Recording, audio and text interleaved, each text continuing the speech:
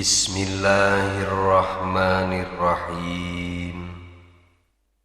Al-babus sadis asyara ari bab anu ka-16 fi fadilatiz zakati bakal nyarioskeun tentang kautamaan zakat.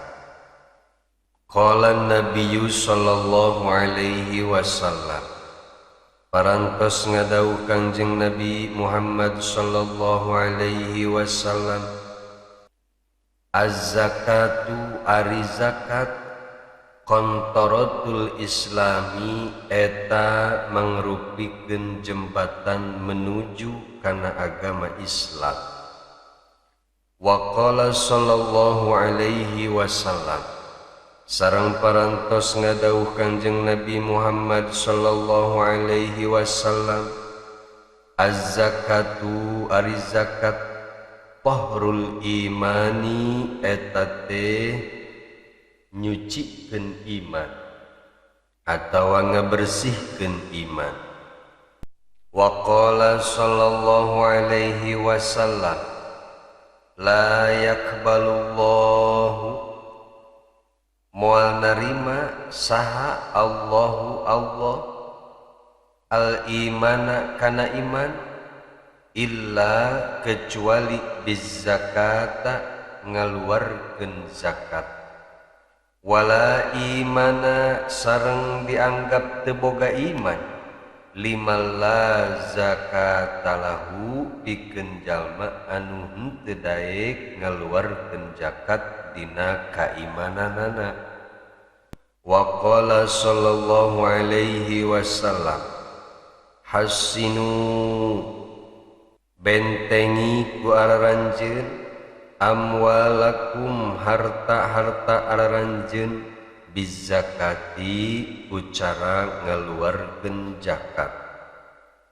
Wadawu sareng obati ku araranjeun mardokum panyakit-panyakit anjeun bisadaqati ku cara nyeueurkeun sedekah. Wa a'iddu sareng persiapkeun ku anjeun lil balai pikeun menghadapi ujian atau nepi bencana, ad-du'a ku cara ngadoa. Jadi doa teh adalah persiapan untuk menghadapi bencana. Sebab salah satu cara untuk menolak bala adalah memperbanyak doa. Sebagai umat anu beragama, terutama agama Islam, selain orang dituntut untuk berusaha menghindari berbagai cobaan, orang oge dituntut kudu berdoa ke Allah subhanahu wa ta'ala, tadarru ngarendahkeun diri di hadapan Allah subhanahu wa ta'ala supaya Allah memberikan petulung atau solusi dina berbagai cobaan anu keur dialami ku urang. Nu matak teu aneh geuninganan zaman ayeuna mah ari keur miskin mah, ari keur usahana bangkrut mah beuh lalumpatan ka kiai, lalumpatan ka ustad hayang didoakeun supaya maju deui usaha, supaya bangkit deui ekonomi. Ku ustad didoakeun, dibawa tabarukan jarah ka ditu ka dieu, ningan geus maju ngomong napan, saya mah maju ge lain karena doa, saya mah maju ge lain karena itu, lain karena ieu, tapi berkat kerja keras saya. Heuy, eta jelema kacang lupa karungna. Sok aya eta jelema nu kitu. Eta teh jelema poho kana hakikat. Nu dipandang ku manehna hanya sekedar sababiyah. Luar na hungkul. Iyalah ciri jalma munafik anu geus ambalayah di zaman ayeuna. Wa qala sallallahu alaihi wasallam sareng parantos ngadawuh Kangjeng Nabi Muhammad sallallahu alaihi wasallam, mahalaka moal hancur, moal musnah, moal bangkrut, naon malun fi bardin, harta anu aya di daratan, wala bahrin sareng moal hancur harta anu aya di lautan, illa kecuali biman izzakati dengan sebab nolak atanapi ngahalangan kana zakat. Jadi lamun aya jelema embung zakat seolah-olah keur ngahancurkeun hartana.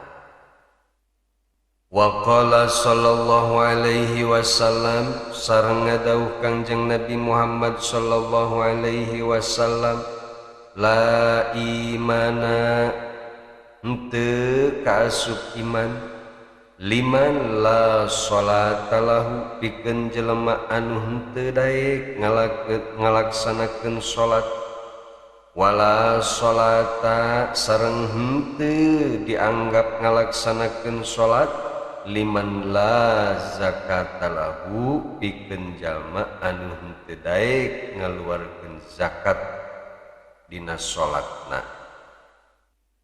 Wa qala Nabi sallallahu alaihi wasallam, tahiru gera bersihkeun amwalakum harta-harta araranjeun bizakati ku cara ngaluarkeun zakat.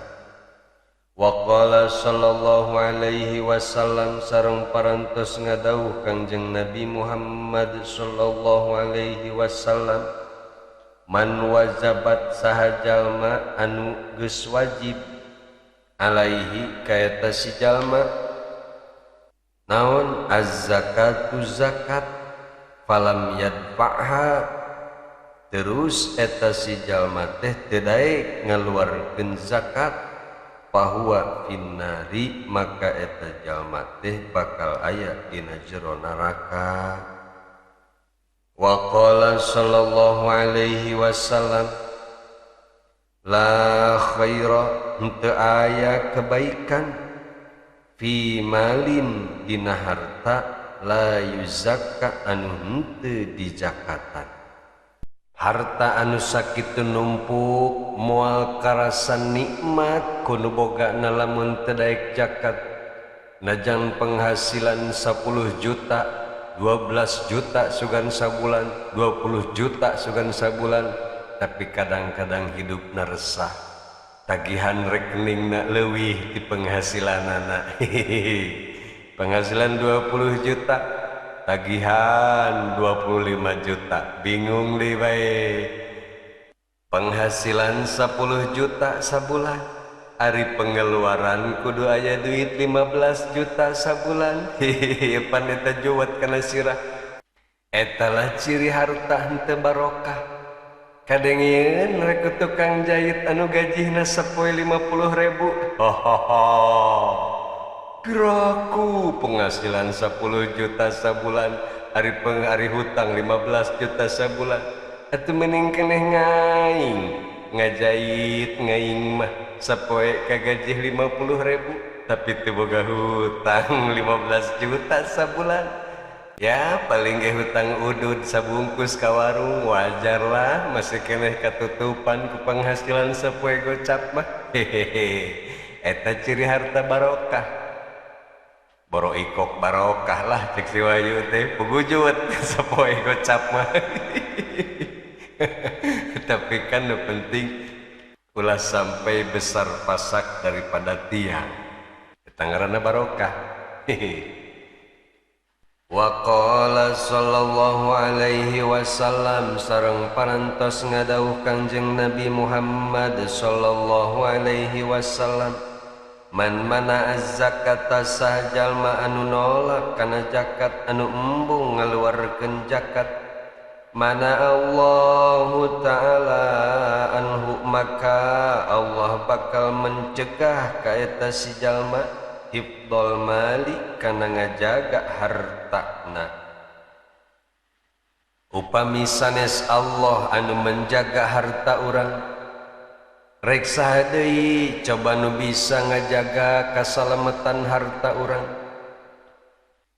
Pancena aya satpam atau ronda nu ngajagaan harta urang, kumaha lamun satpamna dicabut nyawana ku Allah. Hehehe, tamat deui wae riwayatna.